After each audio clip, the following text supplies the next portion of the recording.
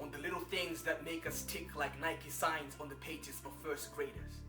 This is the poem on life, on the struggle, on the fight to wake up every morning and live life like last night was just a dream. This is a poem on screams, on the thoughts that are conjured up in the minds of serial killers as they choke up their victims. This is a poem on people, on persons, on the dignity of being human, being alive. This is a poem on perfect imagery, on genes that were once worn by God himself. He descended from the heavens, that's an undefined action. Bought me with his life, that divine transaction. How they tore his genes from my scenes in that undivine fashion.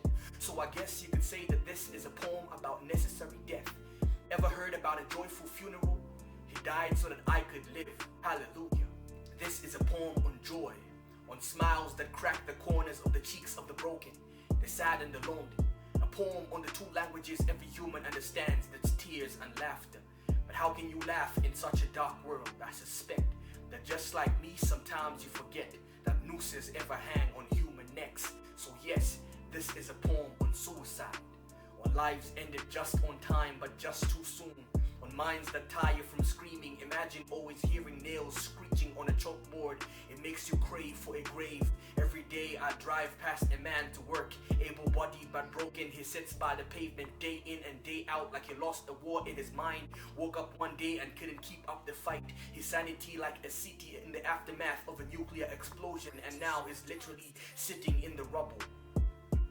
This is a poem on desperation, on silence, on voices that were never heard, on bullets flying out of policemen's weapons, wishing they could clip their own wings before they ended the life of one of their own. Copper bullets drenched in the blood of their miners. Minerals that were supposed to make us a living now send our kids to the grave. And the policemen that were supposed to protect us now keep us enslaved. So this is a poem on injustice, on cold cases never solved, on Ruth, a classmate murdered in cold blood, or another classmate fighting cancer, both of whom I am guilty of never checking up on. I know that life gets busy, we're all having a hard time. So this is a poem on friends, on friendship. They say all is fair in love and war, and this is a poem on war. This is a poem on one-sided love, on friend zones and war zones, on Syria and Libya, on propaganda, on the way for a third world war that probably already happened because people don't need to drop bombs anymore. Why make such an unnecessary mess when you can literally convince people to accept terms and conditions that allow them to kill themselves without killing themselves? See, this is a poem on prison cells, on freedom of expression. This is a poem on poetry, on my privilege to speak without the fear of execution. Did you know that we owe much of our freedom to the Great Awakening? Google, Jonathan Edwards, and John Whitfield, men that spoke like thunder. Their listeners' hearts were the birthplace of a majestic philosophy when they learned that God made them equal and independent, that their dignity as men made in his image meant that they didn't have to bow to a monarchy. The gospel frees more than the soul. This is a poem on democracy. But how can we thrive when our freedom leads us only to chains, like patients addicted to pain?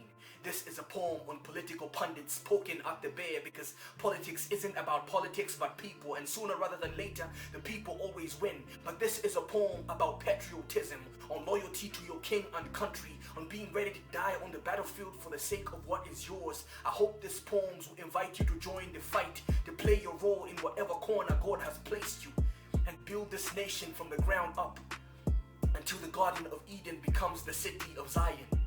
This is a poem on art, on the little things that have led me here. Every brush with an enemy, every encounter with a friend.